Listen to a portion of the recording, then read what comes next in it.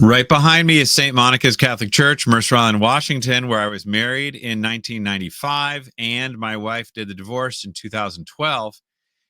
But we still keep going to daily mass there. I see her every day. We all go up to communion together. And I know something's wrong with this picture, but I wanted to try to actually make it public or do something about it with the priest. So I decided to go try to talk to Father Kurt Nagel, who is the pastor, and see if we can try to get some traction on this contract violation. The fact that the divorce, divorce violates nature, and that I want my contract back. I mean, I presented, it was Matthew 18:17. That's the Bible verse that says, when someone sins against you and they won't listen, take it to the church. Okay.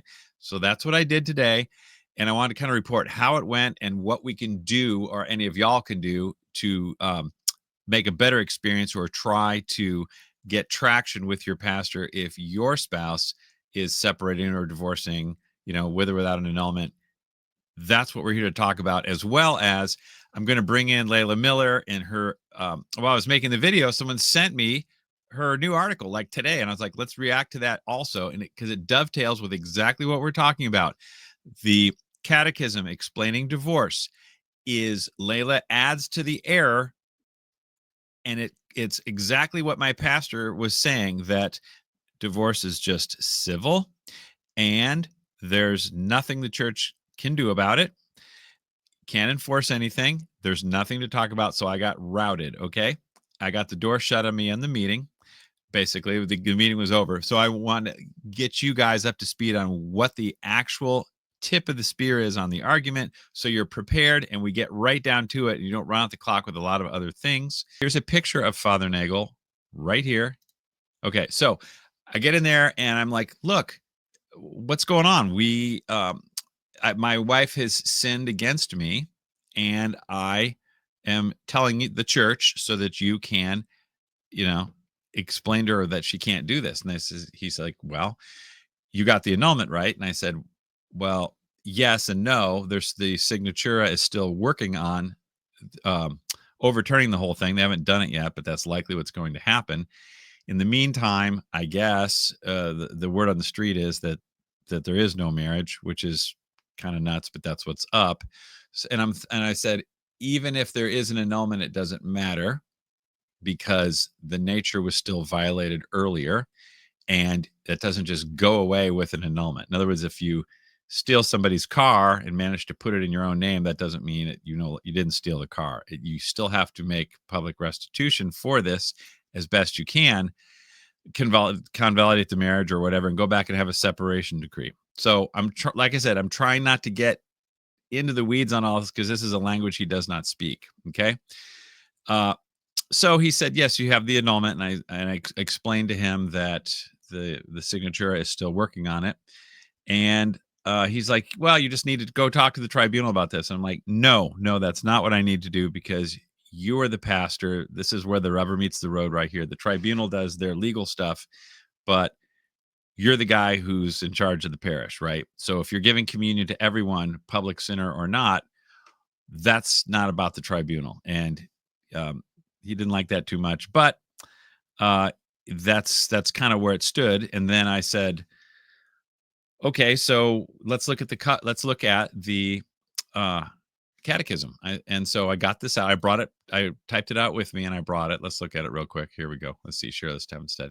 Get a little background of what happened and what to talk about when you go see the priest. Okay, so you got to know what the tip of the spear is with this. So we want to get and you're not giving a lot of like old canon law or old theory about bishop's permission and all that stuff, because they just don't even speak that language. They don't go there. Right? We have to give it real straightforward. So we go to the catechism and I say, okay, 2384. A lot of you are familiar with that. I say, Father Nagel, look, divorce is a grave offense against natural law. And he's like, okay.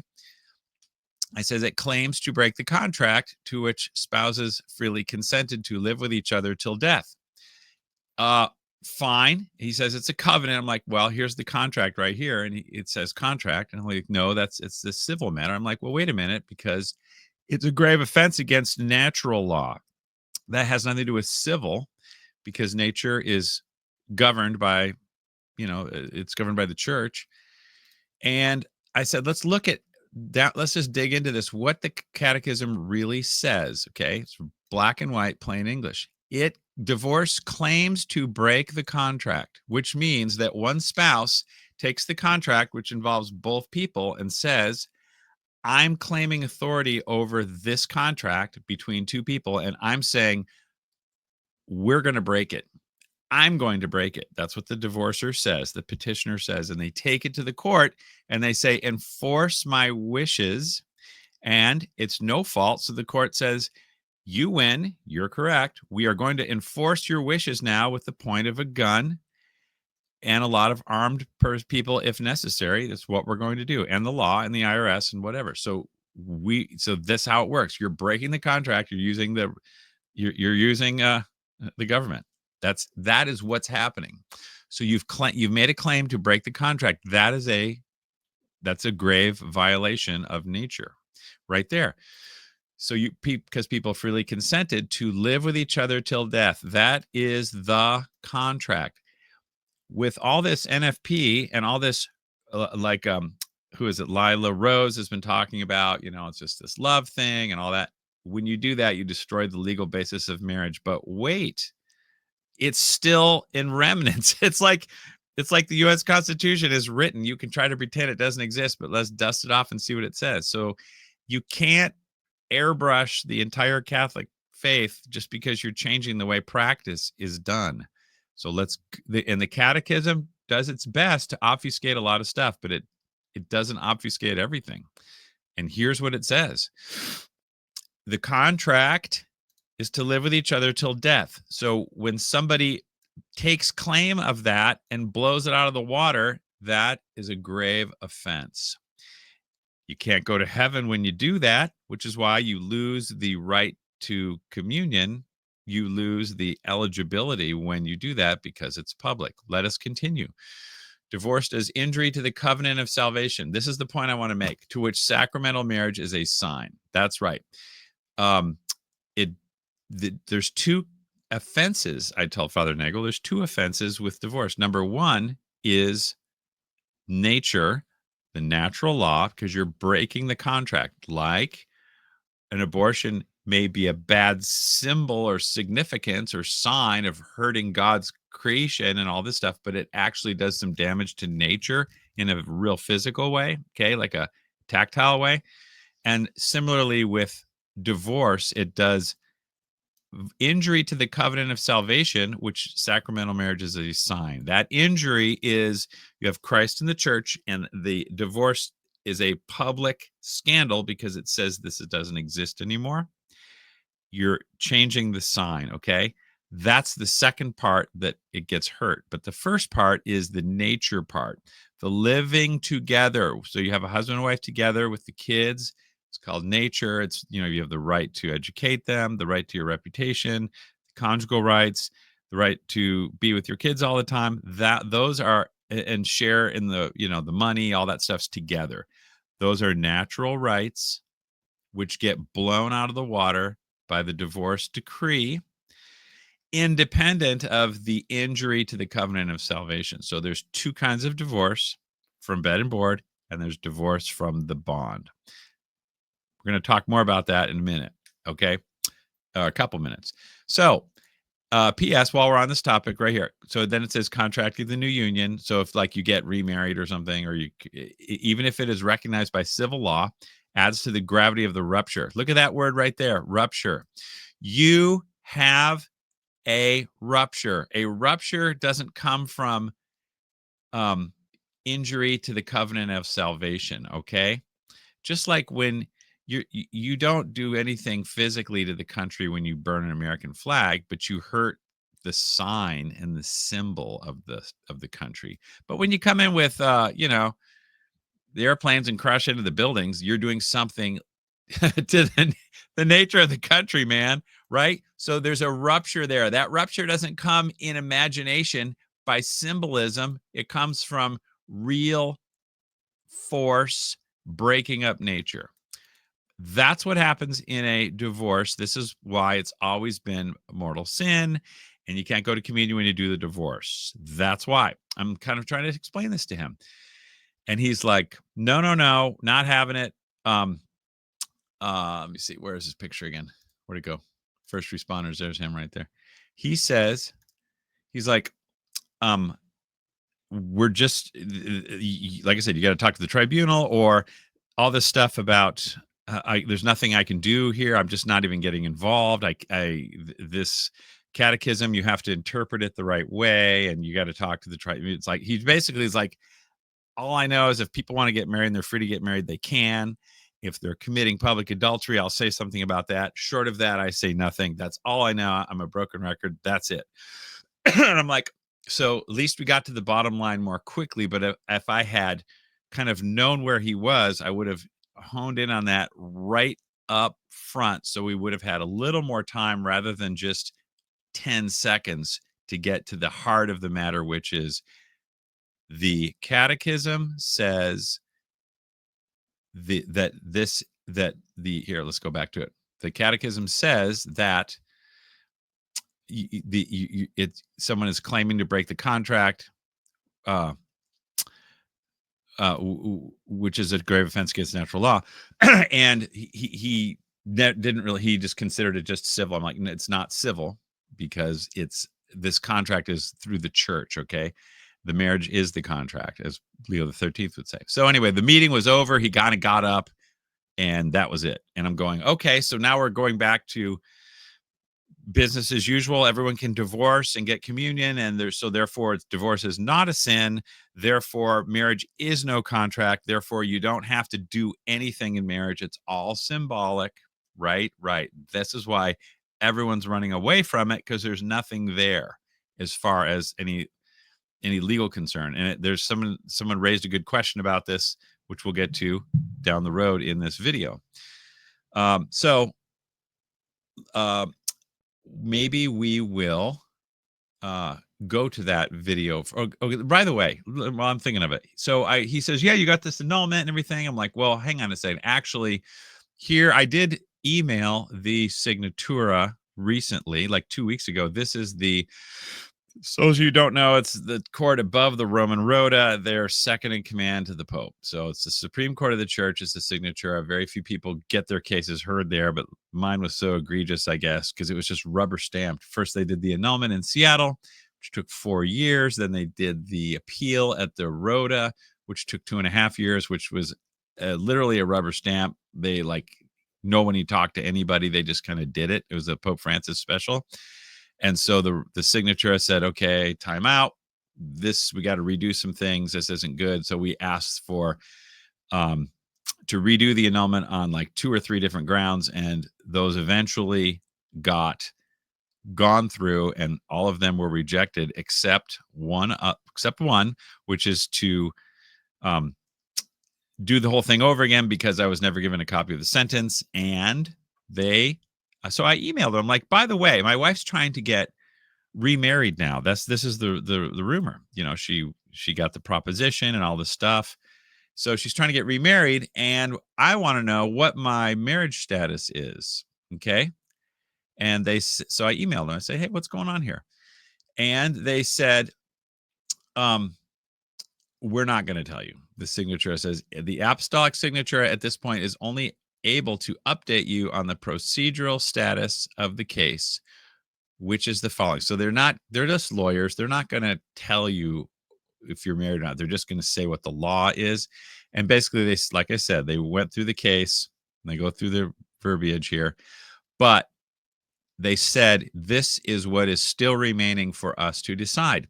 The petition for the restitutio in integrum is going on. That's where you restore the integrity. In other words, you reset the clock back to where it was before there was an annulment, because there was the process wasn't done correctly. There was given no sentence. Okay. So you can't defend yourself if you don't know what you're defending yourself against. So that petition is admitted to discussion before the College of Judges of this Supreme Tribunal. They are still talking about it. They're going to rule, meaning that even if you can fudge a "we're free to marry" status locally, this tribunal is likely going to come in at some point and say, "Blow this off. We're not. This is no good. You can't do this." Indeed, and then it says, "Indeed, after the concordance of the doubt on March 20th, 2024, and the exchange of briefs between the parties, the matter remains pending before the college." They're still deciding. That's what that means. So, hang on a second. This here is the dude that my wife's trying to get married to, Byron, right there. So he's got his nice little family. This is probably from 2006 or something. It was on the internet. And he gets the McNulment, right? And now he's going to try to come after my wife and with my kids and be the new dad or something.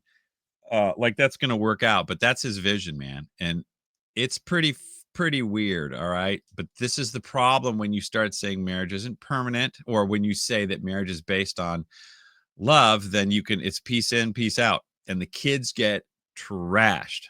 Okay, so enough of that guy. By the way, I redid this video because the first one I made, I had the robot voice on, so the whole thing with me talking to robot voice because I was goofing around with Salicast too much, and I forgot to turn it off. Then I took a nap. Anyway, here I am. So what I was going to say is, like I said, they might recall his little white booty out of the marriage if that happens, and that's going to be a tough gig, I think, because when you start getting people all like, married and everything, and then they share all the property and share everything else, and then they're like, oh yeah, you can't. That's going to be, sometimes people get a little weird about that. They can't just go, well, I guess the Catholic Church recalled your little white booty, so you're out, and that's it. That people just don't do that. So this is dangerous stuff. Okay, not cool. Is why there's so many problems. People lose their souls over this. Okay, we'll come back to more on this, I guess. Let's go to the video, or no. So okay, so check it out. I'm making this video, right? And then someone sends me an email and they say, look, here's something new from Layla Miller. She is giving a talk about this very topic. I'm like, okay, I'll listen. So I want to put a few snippets on here from her talk, and then also some from her article where I explain that Layla Miller is perpetuating the same lie, the same error, which enables all this divorce is just civil baloney. Okay, let's narrow in on that first, and then we'll watch some of her video. Here, we'll share this tab. All right, so this right here, that's probably too big. This right here, this is her new article right here. There it is. Where is it? Yeah, 6 uncomfortable facts about divorce. You've probably seen it. She does some good stuff. Layla Miller knows how to write. She writes a lot, and she had a really good article in Crisis, I think yesterday, about general judgment. It was good. I sent it to my son. Now, but this is something this is the thing she gets totally wrong, and it's bad, but nobody calls her on it because everyone loves Layla Miller. Don't say anything against her, right? Because she's the most anti-divorce person, and never blah blah blah. Sorry, she's married to TOB and NFP to some degree. You don't need much to wreck the definition of marriage. That's the problem. Let me show you exactly what I'm talking about in her own words, black and white. Divorce itself is a sin, she says. That is entirely true. It is itself. She's got that right. But let's look at why she says that, and we'll expose the error. Divorce is a sin all on its own, whether or not an illicit remarriage follows. That's correct. All right. So she says there has never been a time in church history when divorce has been morally permissible. That is also true. But let's see how she defines divorce. Because remember, there's 2 kinds of divorce. There's divorce from bed and board and divorce from the bond. 2 kinds. Divorce from bed and board is more properly known as putting away. That's in the Douay-Rheims. You put away and you divorce. But in all the new Bibles, they just say you divorce and you divorce. And we mix it all together, and we don't know what it is. Or we won't define it. So Layla Miller walks right into the trap because of theology of the body and NFP, and goofs up the definition, which goofs up her statement about why divorce is a sin. Let's continue because we're going to nail this down. This is like the crux of the matter. For the record, we got to get Layla on this so that she fixes it. I don't know if she will. Like I said, when I went in to see Father Nagel this morning, I'm like, this, he ain't going to give me anything. And I was exactly right. But I had to try, and I wanted to see if he would, actually look at the catechism. And he just flat out said, no, we're not going to talk about that. We're not doing the catechism, bro. Get out of here. Okay, well, we covered that. Now we know where we're talking. We got something to stand on, all right? He's just not doing it. And your priest will probably say the exact same thing, but you have to have the eye of the tiger. You got to know, you got to focus on it. So if anyone wants more convo on this, just get me in the comments, all right? I can help you, whatever. So what it says, there has never been a time in church history when divorced. Okay, as defined as a spouse's willing and express attempt to break the marital contract. That is not the definition of divorce. Divorce is breaking of the bond, not the contract. It's saying that's the legal part of divorce a vinculo, the bond. But to break the contract is half of it. That's the problem. It says the spouse is willing to express an attempt to break the marital contract has been morally permissible. Jesus himself forbids divorce. So she's saying there's never been a time. This is a little bit complicated, but it's very simple as well in a way. So I'm trying to uncomb the layers of tangled stupidness so we can get this straight. Okay.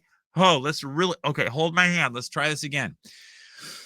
There has never been a time in church history when divorce, defined as the spouse's willing and express attempt to break the marital contract, has been morally permissible. Okay, number one, you can and you should break the contract when there's just cause. And you do that on your own initiative, unless it's after 900 AD or whenever the church started to make everything public and govern it. Now you have to do it through the bishop, okay? You break that contract when God tells you to. And when does God tell you to break that contract? Right here. Where is it? There's two times. Let's look at what it says in Sirach, Ecclesiasticus, same thing. This is in the Douay-Rheims, right? So they're going on about how women can be bad, malice, it's a bummer, her tongue's a drag, women, anger and confusion, impudence. If a woman's anger, impudence, and confusion is great. A woman, if she has superiority, is contrary to her husband. So they're saying some bad stuff about chicks here, right? Got to watch out. Like they say, every woman is a red flag. Got to watch out a little bit. Therefore, it's just kind of her nature, man. Okay, that's why the serpent went after Eve first. If she has superiority, her contrary is if she has superiority is contrary to her husband.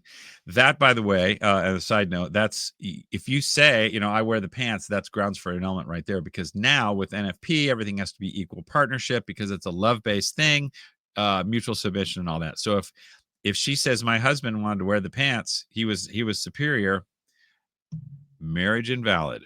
You can't be Catholic anymore. Oh, by the way, that's one thing that Lila says I really agree with. She says a lot of things I agree with, most things actually. One thing she says is stop participating in the tribunal. Don't go there. Like Catholics don't go into Planned Parenthood. Don't go to a Catholic tribunal. It's bad news. They're divorce ideologues at the Catholic tribunal. They'll annul anything that moves. They are all in on this new definition of marriage, which is it's a love deal.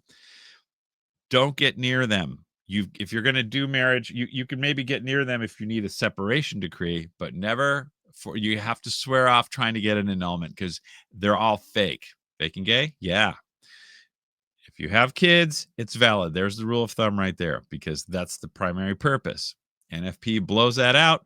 So sorry, Lila, you don't like the tribunals, but you reap what you sow. You want NFP, you get lame tribunals. You get gay tribunals that annul everything and trash marriages.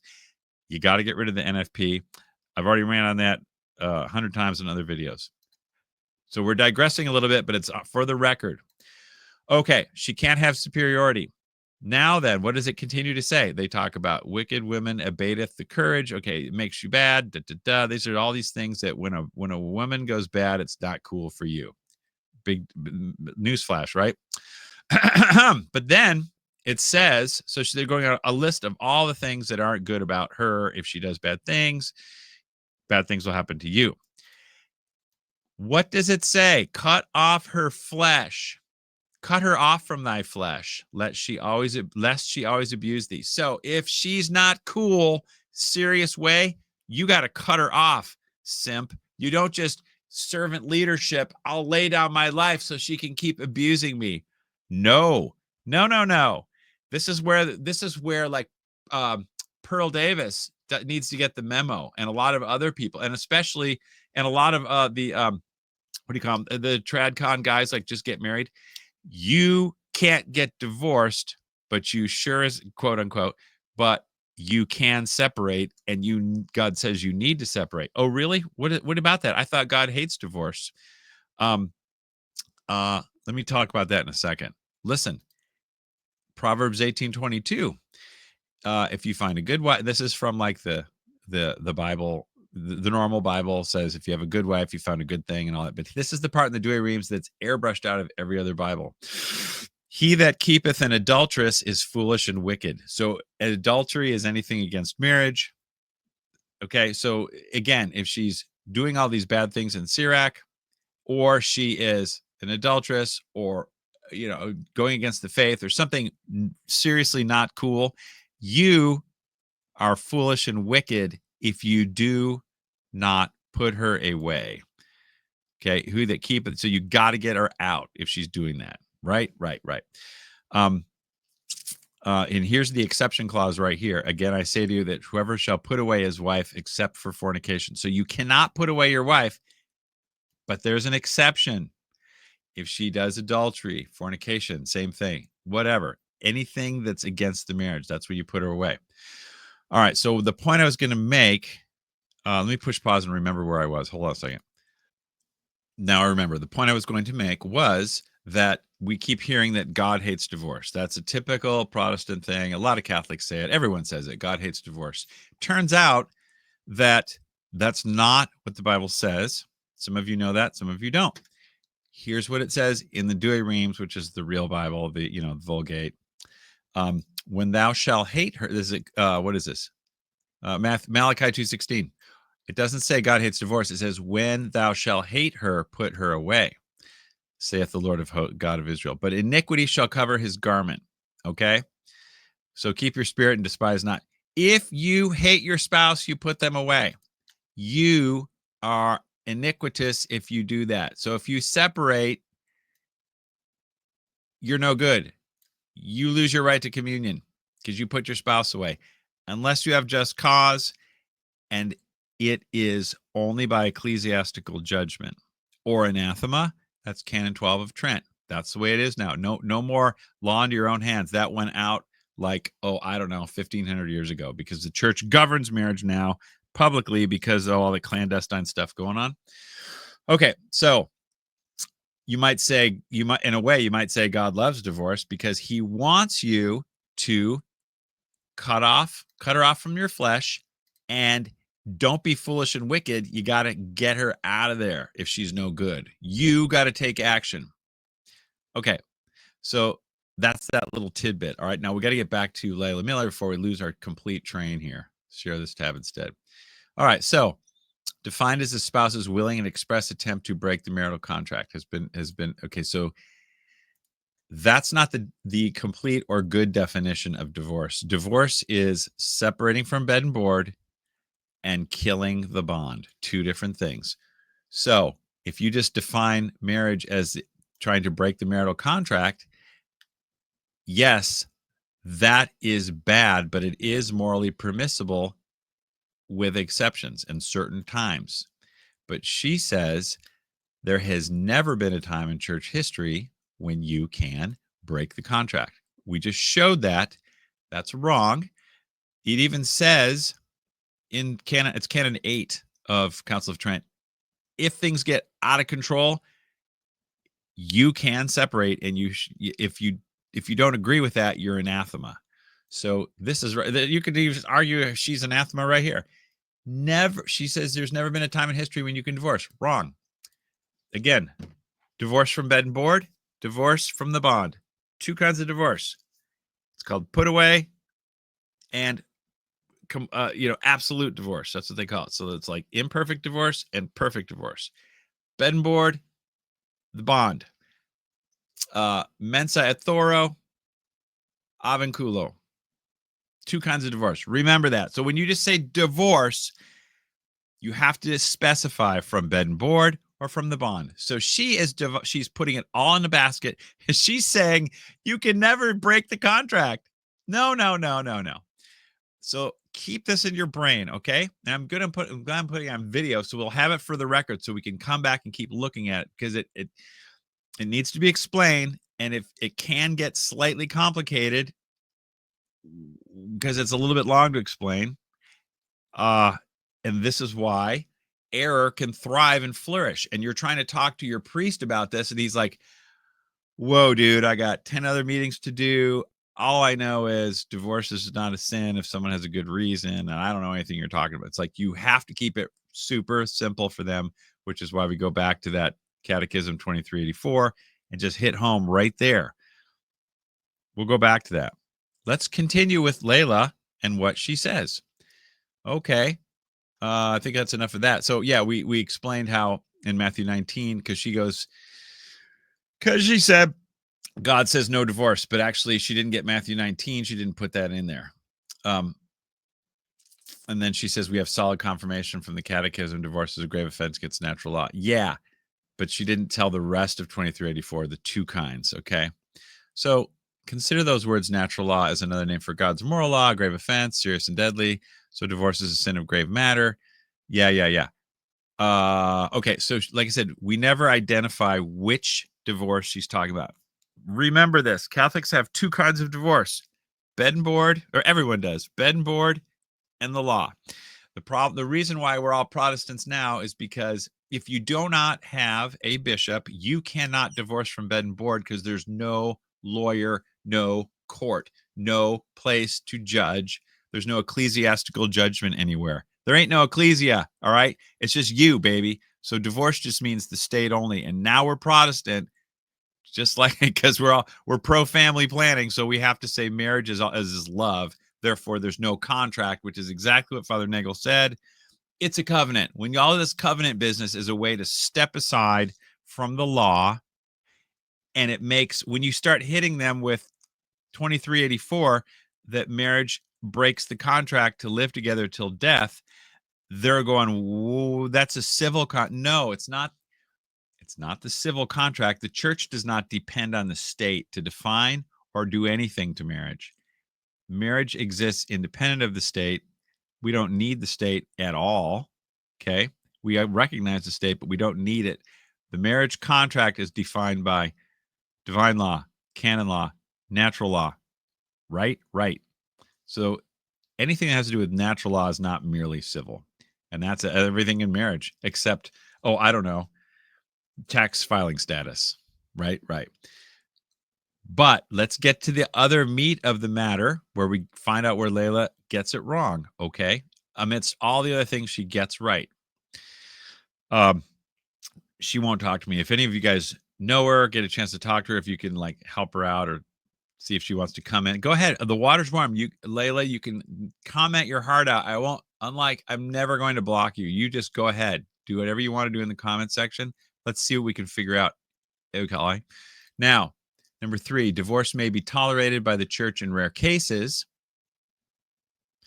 but never for the intent to end the marriage. So that seems like a contradiction, doesn't it? Because she just said up here, she just said There has never been a time in church history when divorce has been morally permissible. But then she says down here, it may be tolerated. So I guess it is permissible. So she's having the same trouble. She is not distinguishing between divorce 1 and divorce 2, bed and board versus the bond. Okay.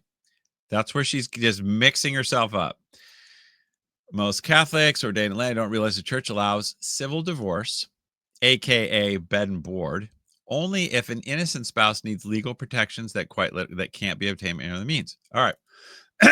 So yeah, that's right. You can't because Council of Trent, anyone you're allowed to separate. It's right there because it's from Scripture. The exception clause in Matthew 19:9 is for separation because of adultery or bad things in the marriage.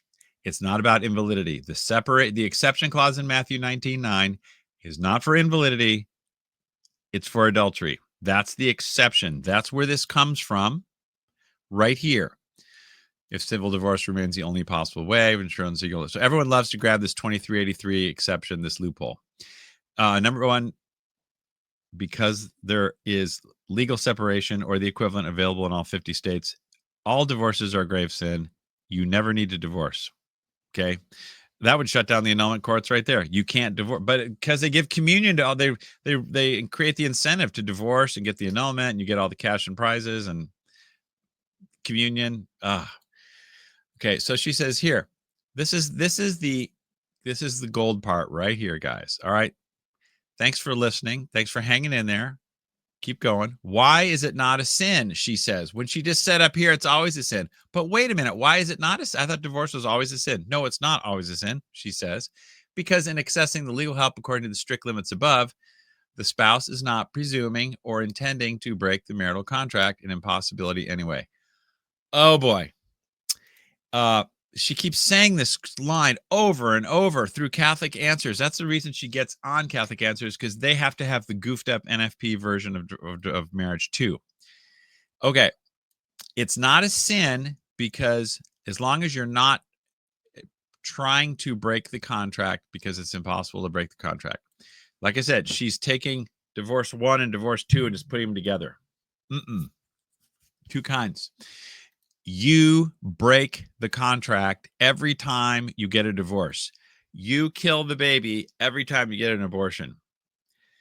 Anyone who goes into the divorce court is there not to just hang out and do nothing. They're there to break the contract. And that is, there's no other reason to be in divorce court except you want to not live anymore together like you vowed. The contract is living under the same roof and everything that goes with that. That's the contract, okay? And it's permanent. Doesn't matter how you feel, that's the contract. You're going to break it. But the catechism, as we said, and I'm being redundant on this so we get it down right here, the catechism. It claims to break the contract. It's against natural law because it claims to break the contract, to live with each other till death. Is it possible to not live with each other till death? Layla, it sure as heck is possible to not live with each other. That's how the contract gets broken. You break it. Do you have to live with each other till death? No. If you have a good reason, you don't have to. It's called breaking the contract. And you do it through ecclesiastical judgment only, because that is of divine law. It's not just a nice idea that the bishops kind of use to kind of keep it together. It's divine law, Layla Miller. Okay. All right. Enough on that, I guess. Let's go back to this. See what we got. So, okay. It is not a sin. Okay. The spouse is not presuming or intending to break the marital contract, an impossibility anyway. So, as I said, she's taking everything and putting it all together and getting confused.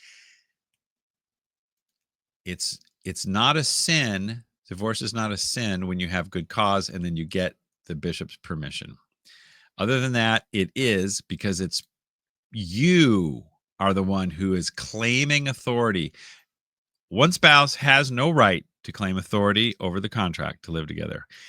only the bishop can claim authority to do that. So he straightens everything out first. If you have to use the court, fine, he'll give you permission.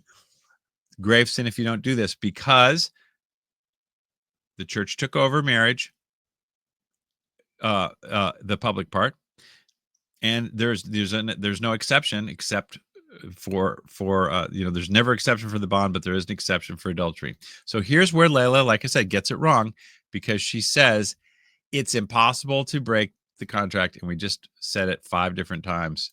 It's not impossible. In fact, it always happens when you go to divorce court. It's broken. The point is that no one's allowed to do that. And if they do that on their own authority, you go to hell. That's it, Layla. Okay? So I hope I made that clear. If anyone has not figured this out, what I'm talking about, I will straighten it out in the comment section where I can slow down and measure my words and get it exactly straight, rather than just going, oh no, you're being difficult, I'm not going to talk to you. No. We'll get it straight. I am hoping I got it right. I'm hoping you understood what I said, because this Layla Miller goes on and on about divorce. None of it matters if she gets this wrong. She is saying that you can never break the contract. Let's go back. I want to go over it one more time. Yeah. Okay. She says you can never get divorced, and divorce is an attempt to break the contract. Okay. Let me think of it's like saying you can never get an abortion, and abortion is an attempt to kill the baby. No, it is killing the baby, right? That's what it is. I shouldn't smile when I say that. A separation is breaking the contract, and you can do it. And so again, she, like I said, she just mixes it all together and doesn't distinguish between divorce A and divorce B, the bed and board versus the bond. So it can be tolerated, does not constitute a moral offense. All right, I think we went through that. Anyway, I'm going to probably talk more about that. So let's go to her little video in the Catholic Current. All right. This is Father McTeague, SJ. I don't think he's a dummy. He asks a super cool question right up front.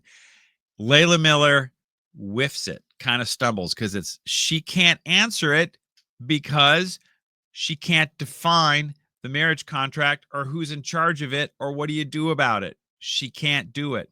Let's listen to what the priest asks her. We know practically has an annulment, or their spouse has a previous annulment. So in theory, we're still, it's definitely for life, but in practice, we've completely inverted it. And now we think that, staying married to the first person you marry until death isn't necessarily going to happen. And we've let that creep into our mentality. Well, is it fair to say that we have let ourselves get used to the idea that marriage is an unenforceable contract? Wow, is that a good question? So Layla says, look, everyone says marriage is permanent, but in practice, they don't. So he says, have we kind of let ourselves believe that marriage is an unenforceable contract? Yes. Because that is why there's all this MGTOW people. Who's going to get involved in marriage? Because when it's time to assert your contract rights, everyone looks at you and says, get an annulment. There's nothing we can do. And Layla Miller is perpetuating that problem, because she's saying, wait, let me explain why. Hang on just a second. All right. So she says there's no way to enforce. Layla will have to admit there's no way to enforce the contract, because she says divorces can be okay if you have good reason, as long as the divorcer in between their ears is not intending to break the contract, which is like a non-sequitur. It makes no sense. It's like abortion is not a sin as long as you don't intend to kill your baby, because it's an impossibility anyway. That's how weird it is. Okay, it's like saying it's so dumb. Okay, so there's no enforcing anything, because she's like, as long as you think you're not breaking your contract, it's cool. So if someone says, hey, you're breaking my contract, You can say, no, I'm not, because that's impossible. It's like, how dumb is this? You're not living with me. That's breaking the contract, which is why I went to Father Nagel and I'm like, look, this is happening. And he's like, oh, but I can't, it does not compute. He's going through his Catholic Answers, Lila Miller talking points, Layla Miller. Like, no, there's nothing here. You have to, we can't, it's between her and God. This is what Layla Miller is saying. Divorce is between you and God. That is exactly what she's saying. As long as it's not, why is it not a sin? The spouse is not presuming or intending to break the contract. So it's not, abortion is not a sin if I don't intend to kill my baby. Okay. It's not a sin if I don't intend it. All right. Let's go back to our little kind of video thingy here. This is just an interview. So anyway, he asked, just for kicks, we'll go back and rewind this question just a tad. Have letter cells get used to the idea that marriage is an unenforceable contract? Well, yes, because in practice, we see that that's actually how it plays out. So absolutely, that's the only mentality most of the younger generations even know. So, I go back to this idea that there's been an inversion since all the previous history of Catholicism. Annulment, and getting out of a marriage isn't really a thing. And divorce, oh my goodness, terribly frowned upon. So she didn't answer the question really because she has no answer. How do you enforce the contract, Layla? How do you enforce it, Layla? This is the question of our day. Because I go to Father Nagel today. I'm like, look, we have 5 kids. And we did this divorce. She did the divorce. What's up? How can I enforce the contract? Because the state sure as heck isn't going to do it. I wonder if the church will do it. They're the ones in charge of the contract. And he says, no comment. There's no contract. It's just civil. Okay. No. So Layla Miller has no contract to enforce because in her brain, it's impossible to break the contract. That's what she says. Even though every divorce breaks a contract, every abortion kills a baby, except the botched ones. I wish there's very few botched annulment or botched divorces. Very few. Sometimes the judge will say, get you guys get out of here. We're not going to do the divorce. Very rarely. All right. So she kind of whiffs that answer because she doesn't have one. I would really like to get on Father Robert McTeague's show, if you could imagine that. But it's just ain't going to happen. No, because it's too real. And these guys, I don't, Father McTeague doesn't ever deny communion for someone who divorces. Otherwise, he would put that out there. At least that's what it seems to be. He would say, well, we enforce this by denying communion. Just like if you don't deny communion for adultery, there's no problem for adultery. It's fine. If you don't, if you never deny communion, everything is between you and God. No sin is objective. It's between me and God. I can get communion for whatever I do. And so Pope Francis just takes it to its logical conclusion, with the Morris and all that. And that's why we're going to have the legalized contraception, the legalized a bunch of stuff. Because who's going to say no? It's between them and God. It's just if it gets so extreme, people are like, whoa, we can't do that. Well, you have to fundamentally or fix the fundamentals, the main problem, which is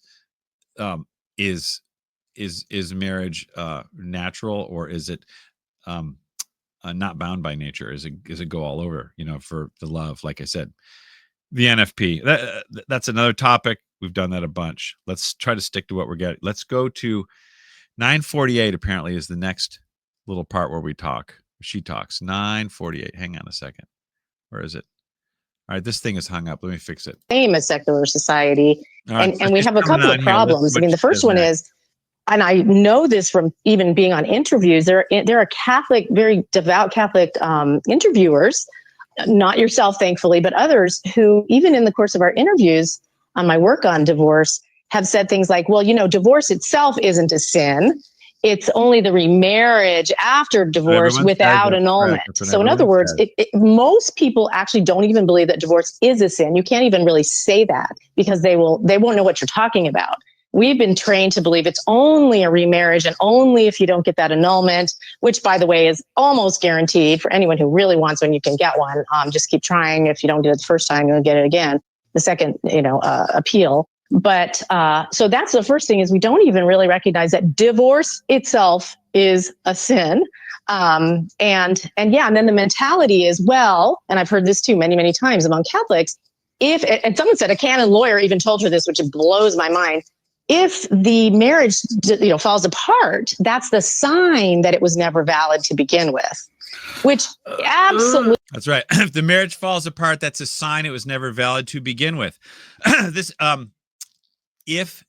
Because in Humanae Vitae 12, I think it says you have the conjugal act, which is physical, but they call it a significance. It's primarily a significance. You only have to be open to the nature, but it's primarily a significance, a sign.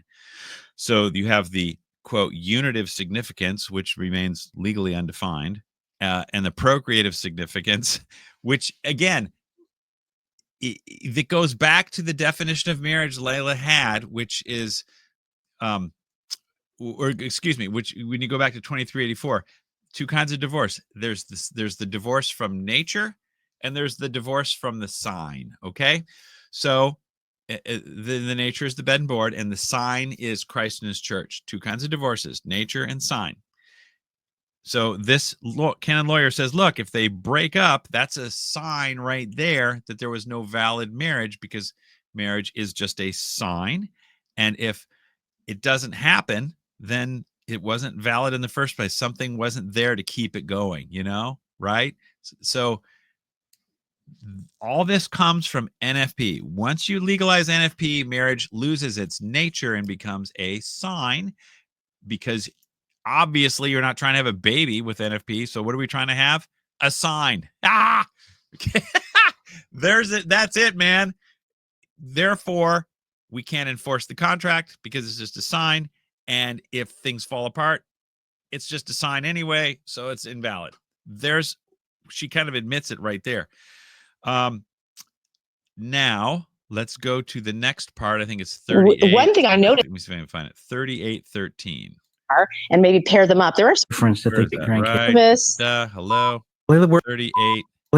Separation of the spouses is allowed with the bishop's permission. Okay, so she just said the separation of spouses is allowed with the bishop's permission. That is a true statement. However, I'm convinced she does not believe that the whole bishop's permission thing is of divine law, based on scripture. And the Council of Trent. Okay. She just thinks it's sort of a nice permission sort of thing that was a safeguard that was thrown in there by the bishops that you don't really need to follow, or the bishops don't follow it, so you don't either. Let's listen to what she says. And that's a whole other story, because that's hard to. Yes. The bishops don't follow that, but okay, of the spouses is allowed. Seemingly lovely marriages, and then you can have really terrible abusive marriages that are perfectly valid.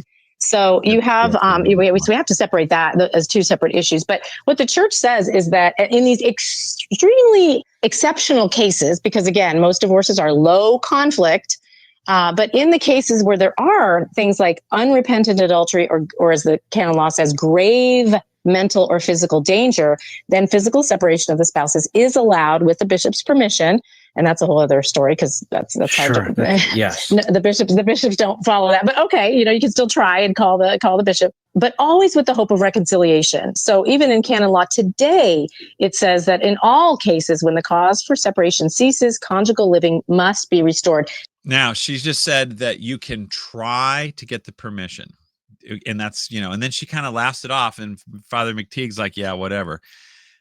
That's an uncomfortable position. That's an uncomfortable topic for her, which I think is why Lila doesn't want to talk to me, is what I think it is. A lot of it's the NFP, but she's saying that well, let's replay it one more time. Let me just refresh my memory. Of the spouses is allowed with the bishop's permission, and that's a whole other story, because that's hard to. Yes. The bishops don't follow that, but okay, you can still try and call the bishop, but always with the hope of reconciliation. So. Yeah. You got to get the separation. Excuse me. Like I said, that bishop's permission is of divine law, And I don't think Lila believes that. And also, she is saying earlier that you are allowed to take your contract to divorce court as long as in your noggin you don't think you're doing anything wrong. That's what she's saying. Therefore, you don't need the bishop's permission because it's not a sin. This is what she says in her article, which I pointed out, okay? Layla is saying divorce is not a sin if you have good reason and you think in your brain that you're doing the right thing. No. Same with abortion. It's like, if I have a good reason to do an abortion and I think I'm doing the right thing, it's cool. You have to, it's public. So you must get permission from the bishop because of divine law that the church governs marriage, and you're anathema if you don't get the bishop's permission, basically. That's why it's grave sin. You have to publicly keep trying. And if the bishop says, we don't do those cases, you have to keep trying. You can show them the law. You can say, look, I'm a damsel in distress. I want my separation decree. I need public recognition that I'm not the guilty party because divorce is a grave sin. Layla is saying we used to have a stigma against it. Divorce used to be known as a grave sin. Okay, if you don't have to get the bishop's permission, then it's not, because you can just, it's a private sin. It's all between your ears. This is why Layla Miller is aiding and abetting divorce, because she's not saying it's public and you have to get this permission, and that you can go ahead and divorce as long as you think in your brain, which is exactly what she says right here in her Uncomfortable Truth. Where is it? Why is it not a sin? As long as you're not intending to break the contract, which is impossible to break. So as long as your intention is good, it's not a sin. Oh, I thought as long as you so why do I need the bishop's permission? You don't. Okay. Is it going to be a sin if I don't get the bit? I guess not, because she says as long as it's in your head. Let's see. I think that's about it for her. Selah. We need to pause and reflect, don't we? But if you want any help on any of these topics personalized for what you're doing, let me know, because I can help you make some emails and that kind of thing. I think a lot of tribunals around the country already know me. Anyway, stay toxic. Right on. Gen X. Make the best of the situation before I finally go insane. Please don't say